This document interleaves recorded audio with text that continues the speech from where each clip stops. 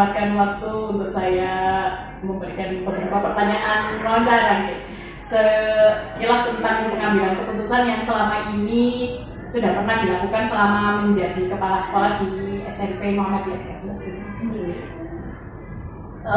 Jadi untuk yang pertama, bagaimana Ustazah Fida dapat mengidentifikasi kasus-kasus yang merupakan dilema etika ataupun bocoran moral?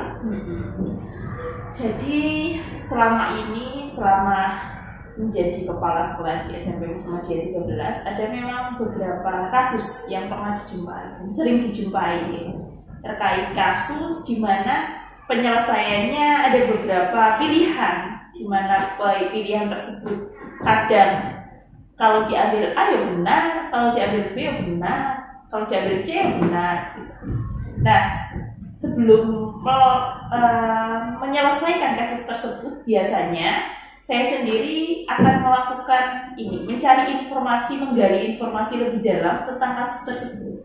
Misalnya kepada siswa kalau kasusnya terhadap siswa, maka yang akan kita utus untuk menggali informasi tersebut terkait hal tersebut itu wali kelas dan juga guru BK. Atau nanti wali kelas bisa bertanya melalui orang tuanya atau siswanya Tapi kalau kasusnya ini terkait guru, bisa kita cari tahu dengan rekan sejawat guru Atau dari lingkungannya, misalnya kenapa kok guru ini kok sering terlambat Bisa jadi kita nanti bertanyanya bisa dari istrinya atau rekan sejawatnya yang paling dekat dengan dia, seperti itu. Setelah nanti kita sudah menggali informasi tersebut, karena informasi ini akan penting karena mempengaruhi nanti pengambilan keputusan yang paling cocok untuk digunakan. Jadi memang langkah pertama kita gali informasi lebih lanjut, bisa dari orang terdekat dan lain sebagainya tadi. Yang kedua, kalau hal ini tadi ada ringan, sedang, berat, kasusnya itu nanti selanjutnya akan kita lempar ke musyawarah. Atau ada yang mungkin bisa langsung diselesaikan, ada melalui musyawarah seperti itu. Baru diambillah keputusan. Nah, memang sudah ada langkah-langkah yang dijalankan. Kemudian bagaimana Bu Fida menjalankan pengambilan keputusan di sekolah, terutama untuk kasus-kasus di mana ada dua kepentingan yang misalnya sama-sama benar lawan benar, atau kebijakan yang mengandung nilai-nilai kebajikan yang setara seperti itu. Itu tadi langkah awalnya sebelum mengambil keputusan itu tadi mencari informasi. Nah, kemudian cara mengambil keputusannya biasanya memang ada, kalau benar sama-sama benar itu memang kita perlu bermusyawarah. Misalnya kita biasanya membutuhkan waktu 1-2 hari untuk rapat, ada musyawarah dengan majelis dan bapak pengurus atau komite seperti itu. Nanti untuk menyelesaikan baiknya ini kita langkah mana yang kita ambil seperti itu. Karena Karena kalau sama-sama benar, kalau terkait kasusnya terhadap guru terus itu kadang itu kalau kita menyelesaikan dengan A, nanti guru yang lain atau netizen akan komentar harusnya B wae, kenapa kok A? Nah, untuk mengurangi hal tersebut itu biasanya kita lakukan musyawarah tadi, sehingga guru yang lain pun akan legowo rekan sejawatnya. Misalnya saja kasus ini, ada guru yang sering sekali tidak masuk Kemudian secara peraturan sekolah, guru tersebut harus kita panggil kita berikan sanksi seperti itu. Tapi ketika kita tanyai, kita penggalian informasi, kenapa kok sering tidak masuk? Oh, ternyata ada keluarganya yang sakit. Nah, ini kan dilema juga Kalau tidak kita beri sanksi sama sekali, guru lain akan ngelah Oh, aku gak masuk ngopong mengenteng Terus kemudian kalau kita beri sanksi gimana? Kita melalui dilema Ini kan kasihan memang menjaga orang tuanya yang sakit gitu. Nah, untuk mencegah tersebut kita lakukan diskusi dengan dengan bapak pengurus seperti itu. Tapi kalau kasusnya benar dengan salah, misalnya ada buku ada penerbit datang ke sekolah, kemudian biasanya seringnya itu kayak ada tender, entah pengadaan apa, buku atau yang lain, itu ke sekolah, itu biasanya akan menawarkan iming-iming ke kepala sekolah ya. Oh buku ini bu, pakai buku ini saja, nanti sama dikasih cashback istilahnya. Cashback 70%, 50%. Nah, kalau seperti itu, biasanya karena berkaitan dengan integritas seorang kepala sekolah, maka langsung bisa saya putuskan sendiri. Tidak perlu melalui musyawarah. Oh, tidak mau, karena terkait integritas saya gambar sekali. Misalnya, kalau keuangan kita di lembaga kita terbuka, jadi misalnya harganya 100.000 tertulisnya di situ, dapat diskonnya 30%, maka ini tadi uangnya itu dimasukkan ke bendahara, gitu. Sehingga ini kan terkait integritas. Jadi kita langsung bisa mengambil keputusan seperti ini. Berarti lihat kasusnya dulu, Pak. Benar. Kalau benar dengan benar, kebanyakan memang melalui musyawarah. Tapi kalau benar dengan salahnya terkait integritas, maka langsung diputuskan sendiri. Baik. Kemudian langkah-langkah atau prosedur yang seperti apa yang biasanya dilakukan selama ini dalam pengambilan keputusan itu tadi? Jadi prosedurnya memang tadi, kalau sudah melalui tahap pendalaman masalah, maka prosedurnya adalah melalui musyawarah ya. Meskipun sudah dapat secara saya mau membiarkan guru ini misalnya ya, memberikan kesempatan lagi karena terlambat tadi, karena sering tidak masuk tadi, itu meskipun sudah punya pilihan tetap melalui musyawarah. Setelah musyawarah baru nanti kita beritahu hasilnya ke yang bersangkutan. Atau kalau terkait kebijakan tadi publik, kita harus merapatkan dengan semua guru dan menyampaikan hasil dari rapat tadi. Baik. Kemudian ini hal-hal yang selama ini dianggap efektif dalam mengambil, kan tadi ada beberapa langkah yang sudah dilakukan.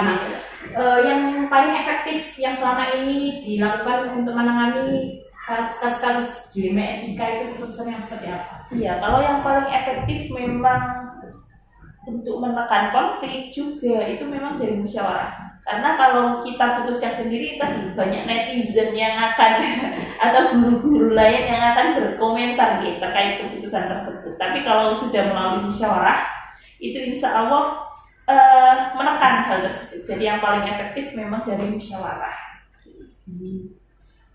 Kemudian kalau dari segi tantangan sendiri, tantangan yang sering dialami dalam pengambilan keputusan tersebut seperti apa? Tantangan yang akan dialami terutama menjadi seorang pimpinan tapi perempuan itu memang dilemanya lebih tinggi ke perasaan deh. Karena posisinya seperti ini, ada kadang beberapa keputusan kita ambil itu kan memang melihat jangka panjangnya seperti apa. Seperti tadi kasus guru yang tidak masuk misalnya. Nah itu nanti kalau dibiarkan jangka panjangnya efeknya itu ke guru-guru lain akan niru gitu. Oh sedikit-sedikit nyenteng kayak nggak usah masuk aja, nanti alasan gini aja gitu, alasan keluarga kan tidak kasihan, berarti nanti itu jangka panjangnya. Tapi untuk yang jangka terus perempuan itu kan ya tadi ada rasa belas kasih.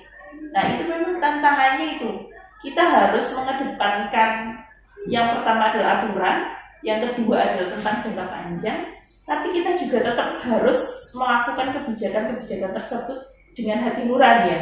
Jadi tidak boleh dengan keputusan semena-mena. Oh aturannya seperti ini.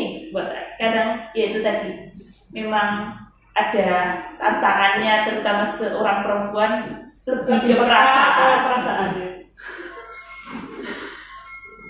Nah, kemudian kalau ini adakah jadwal khusus atau waktu-waktu tertentu yang sudah di rank dalam penyelesaian masalah, misalnya dalam waktu 1 bulan ataukah ada waktu tertentu kah atau bagaimana? Apakah langsung masalahnya diselesaikan di tempat ketika atau saat itu juga, atau memiliki jadwal yang memang rutin atau dibentuk ketika ada kasus-kasus dilema itu harus selesai dalam kurun waktu berapa?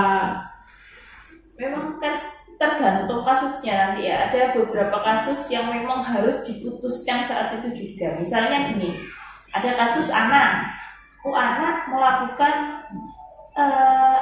misalnya mencuri gitu di toko, atau anak tiba-tiba melakukan tindak pidana atau hal-hal yang lain yang termasuk negatif makanya. Nah itu kalau memang kasusnya besar dan memang melanggar pelanggaran berat misalnya kayak gitu, kita harus memutuskan segera. Karena terkait apa? Terkait nanti nama sekolah dan lain sebagainya, terkait jangka panjangnya seperti apa. Tapi memang beberapa kasus yang memang masih ada kesempatan untuk berdiskusi lebih lanjut atau butuh pertimbangan khusus, maka nanti kita sediakan waktu, kita bentuk tim tadi ya. Timnya, tapi di sini timnya tidak perlu dibentuk lagi, jadi biasanya memang sudah dengan majelis, dengan Bapak Ibu Dewan Guru yang langsung secara tidak tertulis ya pembentukan timnya tadi, dan kita berikan waktu dengan waktu tertentu seperti itu. Baik, sebenarnya sudah luar biasa, berarti memang jadwal pengambilan keputusan pun tergantung tingkat masalahnya gitu ya. Kemudian ini Bu Vida, faktor-faktor apa yang selama ini mempermudah atau membantu dalam pengambilan keputusan dalam kasus-kasus dilema yang sudah dihadapi sekolah ini? Kalau faktor yang membantu, karena kita alhamdulillahnya punya Bapak Pengurus dan majelis yang care sekali, sehingga yang sangat membantu adalah itu tadi kebijaksanaannya beliau, sehingga ketika kita minta masukan, ketika ada masalah kita bermusyawarah, itu sangat membantu sekali. Kemudian ini berarti memang tadi ya, selain dari pengurus juga ada kerjasama yang luar biasa tadi ya. Kemudian ini dari semua yang sudah Bu Vida sampaikan, ini pembelajaran apa yang dapat dipetik dari pengalaman selama menjadi pimpinan dalam mengambil keputusan terkait kasus dilema etika yang tadi? Iya, ternyata ada yang bisa diambil ya dari beberapa tahun menjadi kepala sekolah. Ternyata menjadi seorang pemimpin itu untuk menyelesaikan masalah serta memutuskan sesuatu hal itu kadang-kala kalau di atas kertas sudah kita buat ya. Misalnya peraturan, istilahnya peraturan sekolah, peraturan kepegawaian, tapi memang di perjalanan kadang butuh kebijaksanaan, butuh hal lebih dalam untuk memutuskan hal tersebut, terutama terkait dilema-dilema tadi ya, itu tadi. Jadi memang dalam pelaksanaannya kita tidak harus saklek terhadap peraturan, tapi kita juga harus mempertimbangkan dengan banyak hal dan juga dengan perasaan seperti itu. Berarti ada fleksibilitas ya. Baik, Saudara Vida, terima kasih untuk waktu yang sudah disediakan dan menjawab beberapa pertanyaan saya tadi. Ya, sama-sama semangat untuk mengikuti pendidikan guru penggerak. Semoga juga bisa mendapatkan banyak pengalaman yang nantinya di pendidikan guru penggerak. Ya, terima kasih Bu Vida, sekali lagi saya ucapkan Assalamualaikum warahmatullahi wabarakatuh. Waalaikumsalam warahmatullahi wabarakatuh.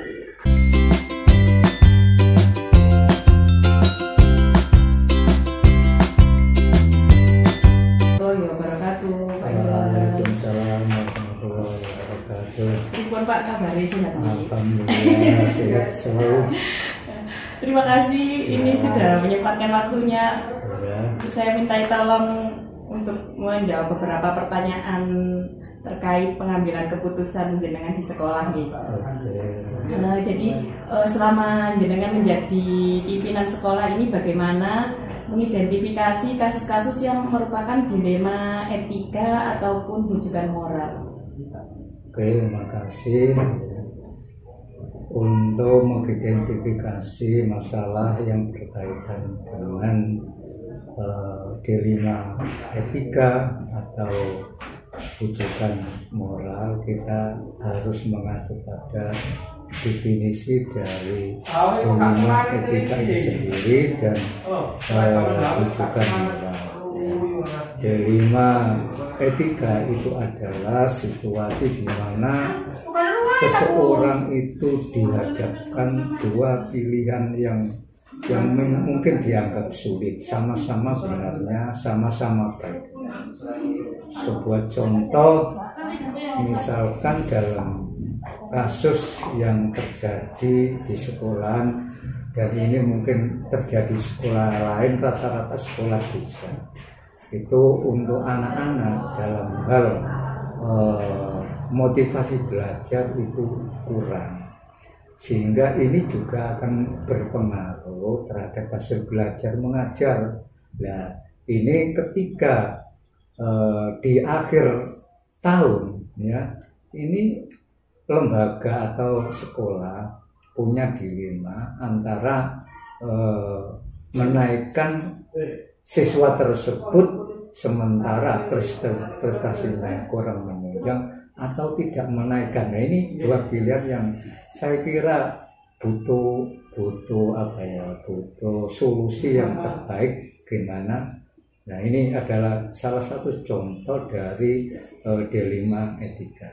Sementara untuk rujukan moral itu juga masalah yang sulit, dan ini dihadapkan pada suatu masalah antara baik dan tidak, atau antara benar atau salah. Saya kira itu untuk mengidentifikasi. Jadi kita lihat dari definisinya dulu tentang dilema etika atau rujukan moral.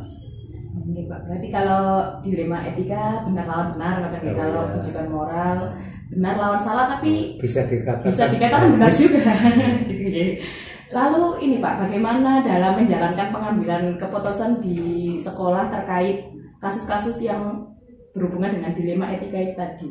Ya, ini untuk mengambil keputusan kaitannya dengan dilema etika, kami mengedepankan asas musyawarah untuk mengambil keputusan. Kemudian kami mengambil asas, ya, kita lihat dari segi manfaatnya. Kemudian yang terakhir kita lihat dari asas mana yang lebih diprioritaskan, karena kedua-duanya mungkin bisa dikatakan kedua-duanya baik. Maka ini kaitannya misalkan dalam pembiayaan, misalkan sekolah mau membutuhkan barang yang kedua-duanya dibutuhkan tapi terbentur biaya, maka solusinya adalah mana yang lebih kita prioritaskan terlebih dahulu. Berarti ada 3 hal tadi nih dalam pengambilan keputusan, dilihat dari prioritasnya, manfaatnya, sama nanti keputusan musyawarah katanya Pak.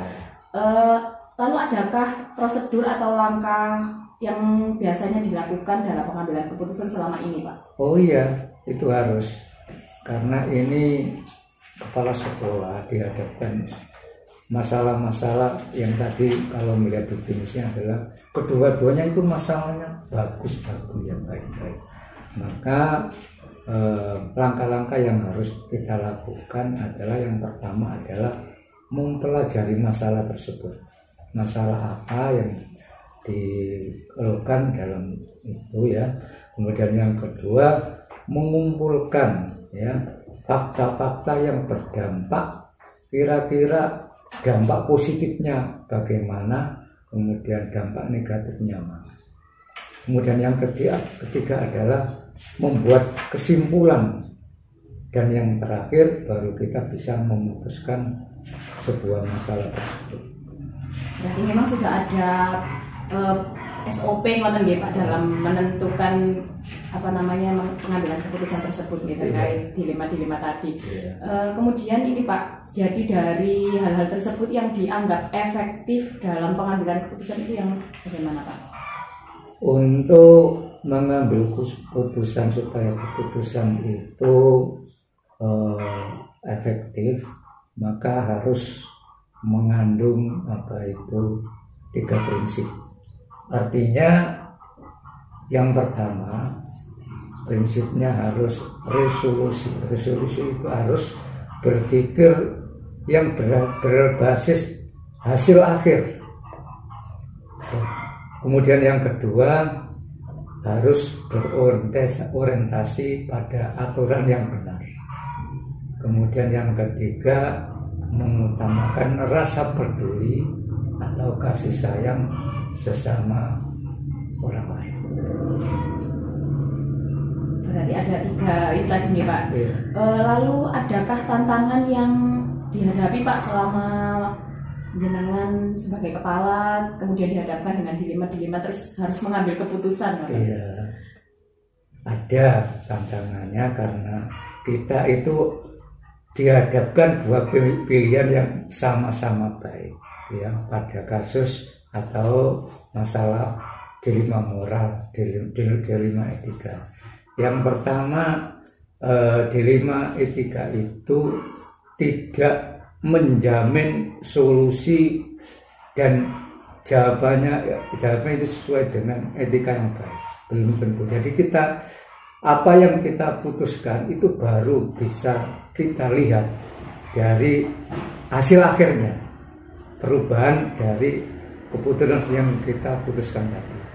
Kemudian yang kedua, tentunya ada dilema dari mitra kita, guru atau yang lainnya, karena ini kan sifatnya ada pro dan kontra. Misalkan dalam penentuan tadi untuk menaikkan siswa atau tidak, itu sebagian guru ada yang mengatakan dinaikkan saja melihat ini, sebagian lagi tidak dinaik karena prestasinya memang tidak menunjang. Itu diantaranya masalah atau dilema yang kita hadapi, tapi tetap walaupun demikian harus tetap kita ambil sebuah keputusan untuk sebuah kebijakan dari kepala sekolah.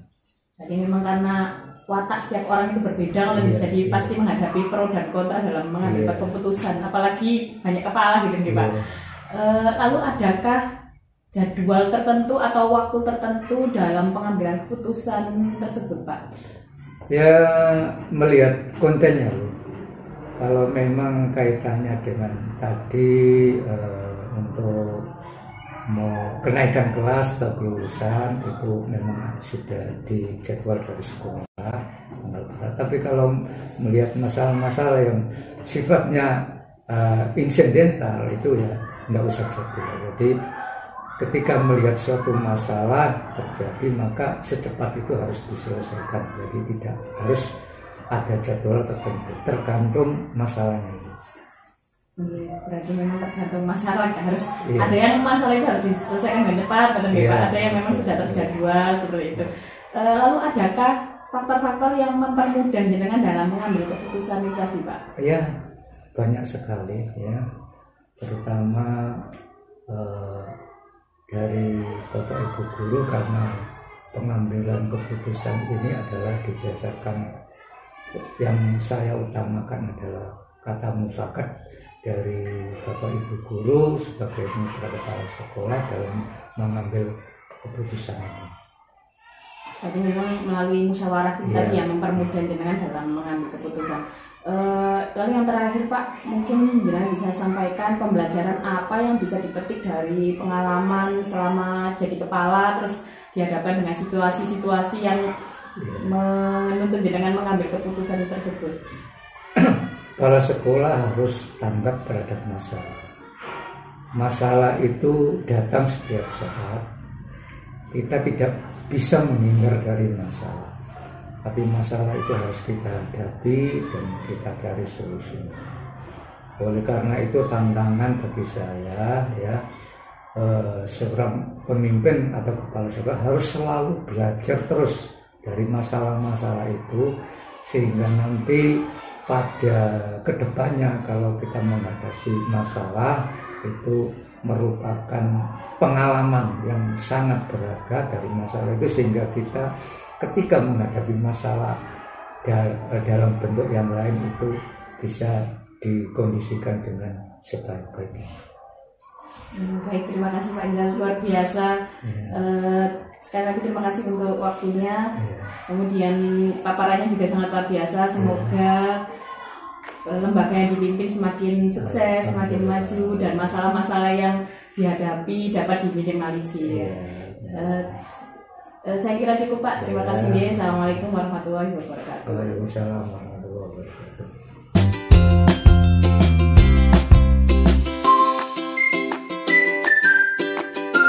Waalaikumsalam warahmatullahi wabarakatuh. Pripun kabar Bu? Alhamdulillah sehat, semangat. Ya alhamdulillah. Sebelumnya terima kasih sudah menyediakan waktu untuk saya ngobrol sedikit dengan jenengan deh. Nanti 10 sampai 15 menit. Siap. Ini saya ingin memberikan beberapa pertanyaan terkait bagaimana jenengan mengambil keputusan yang ada hubungannya dengan dilema-dilema di sekolah. Pasti kalau di sekolah mengalami beberapa permasalahan kompleks yang pasti jenengan merasa kalau menjadi sebuah dilema tersendiri sebagai pimpinan lembaga.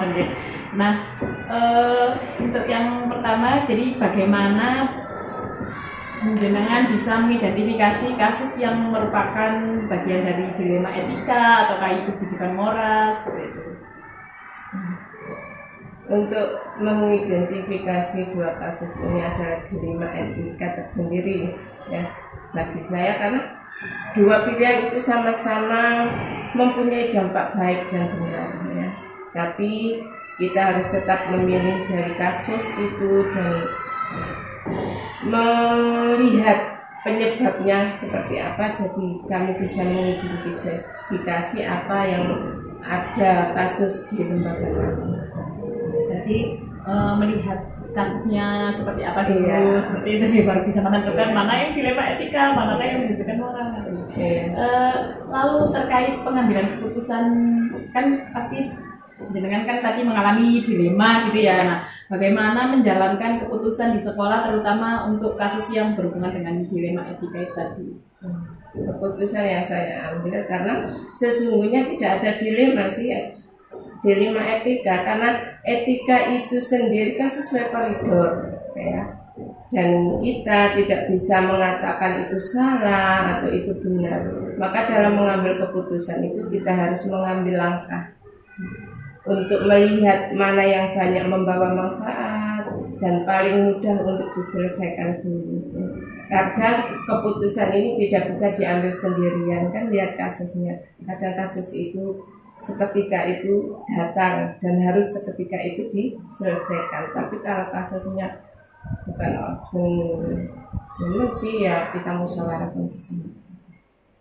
Tadi memang sudah ada apa namanya kayak SOP gitu ya, kasus-kasus terkait karena memang ada beberapa kasus yang kayaknya sudah diulang, kayak ada pengulangan gitu ya, tinggal karena sudah ada. Setiap wali murid, setiap guru kan berbeda-beda ya, setiap tahunnya itu berbeda. Jadi kasusnya juga kadang ada yang sama seperti tahun kemarin.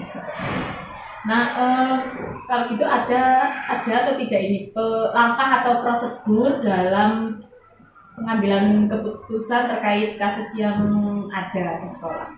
Langkahnya ya dari komitmen kita sendiri itu, sedangkan ada komitmennya. Jadi komitmen itu kita sesuaikan dengan kebutuhan kita juga, kekuatan kita juga, kekuatan di sekolah ini juga ya. Dan saya harus membuat pendamping untuk menjadi fasilitator dalam mengetahui masalah itu ya. Karena kita lihat kasusnya dulu itu, apakah kasus itu merambat, memperpanjang, kan harus mendampingi ya, ada pendampingan juga. Saya harus bisa mendampingi juga sebagai fasilitator dalam mengetahui masalah itu. Dan semua itu kita lakukan dengan pendekatan dengan hati. Kalau kita memutuskan suatu masalah, mengidentifikasi masalah kepala dengan kepala, pasti tidak akan mengena di hati mereka ya, karena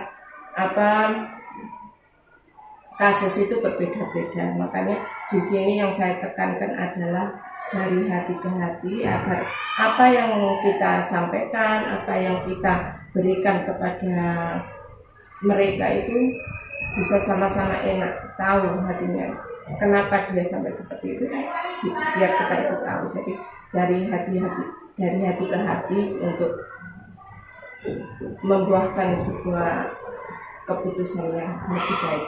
Berarti memang selain berbasis pada aturan juga ada rasa kasih sayang atau lalu dari langkah yang sudah dilakukan tadi, yang menurut jenengan paling efektif itu yang bagaimana? Yang paling efektif memang di lembaga kami itu dari hati ke hati antara kami, wali murid, pengurus, juga kru dalam lembaga ini. Karena memang basisnya tadi kasih Iya, sayang ya. iya, kasih sayang. Dan ada manajemen yang harus kita perbaiki di situ. Kemudian yang menjadi tantangan dalam pengambilan keputusan sendiri itu apa itu? Tantangannya itu kadang kasus itu kan spontanitas ya. Kadang kita tidak mampu untuk menyelesaikan sendiri, ya kita musyawarahkan bersama. Tapi kalau kasus itu memang spontanitas harus diselesaikan oleh saya sendiri, ya saya benar-benar harus memilih dan memutuskan, memberikan keputusan-keputusan yang baik untuk dilaksanakan bersama. Lalu adakah jadwal atau waktu khusus dalam menyelesaikan masalah itu? Kalau jadwal sih nggak ada, karena kan lihat kasusnya juga. Kalau kasusnya spontanitas ya harus kita selesaikan tadi ya. Tapi kalau memang kasusnya itu tidak banget ya, kita bisa musyawarah bersama, karena di sini kan lembaga kita kan manajemen ya, ada pengurus, ada komite. Nah, kalau memang masalah itu tidak bisa diselesaikan dengan sendiri oleh kepala, kita bisa musyawarah bareng, biar apa yang dihasilkan dari keputusan itu kita lebih enak gitu bersama-sama. Jadi memang lihat Tidak ada jadwal, ya urgensi kasusnya, lihat urgensi kasusnya. karena memang ada beberapa kasus yang harus diselesaikan saat itu juga gitu ya. Ada yang bisa dulu nih musyawarah dulu. Iya. Lalu ada faktor-faktor yang mungkin atau seseorang yang mungkin mempermudah jenengan dalam pengambilan keputusan. Iya. Faktornya karena kita itu manajemen ya, di sini tidak sendirian, jadi harus memutuskan apapun persoalan kita harus bersama-sama. Karena memang di perguruan kita kan ya ada itu tadi, ada pengurus, ada komite, terus ada dewan guru juga. Makanya pengurus IWAMA juga kan ada. Jadi apapun keputusan ya kita harus itu tadi kolaborasi ya. Itu karena kita manajemen ya. Jadi itu yang kita harus bersama-sama untuk memutuskan sesuatu agar bisa lebih baik lagi. Jadi melalui musyawarah ya, melalui musyawarah ya. Untuk pertanyaan terakhir Ibu, jadi mungkin apa pembelajaran yang bisa didapat dari sekian banyak kasus, kemudian kebijakan-kebijakan dan jenengan dalam mengambil keputusan itu? Wah, pembelajarannya sangat banyak sekali ya. Kalau di dalam pembelajaran yang saya ambil di dalam pembelajarannya ya, itu saya harus belajar lagi, belajar sampai akhir hayat mungkin ya, karena setiap kasus itu beda-beda pendapat ya. Setiap tahunnya beda-beda kasus, ada kadang-kala ada kasus yang berulang lagi, tapi kan beda orang kan beda lagi ya penanganannya, karena kita memberi keputusan itu seperti kita memberikan obat kepada orang itu. Nah, kita lihat kan kasusnya, kita lihat orangnya. Walaupun sakitnya sama, tapi kan obatnya berbeda-beda juga. Jadi itu yang membuat pengalaman yang berharga buat saya, yakni mengidentifikasi sebaik-baiknya agar kami bisa memberikan keputusan yang lebih baik untuk dikerjakan bersama dengan pas orang yang terkena itu.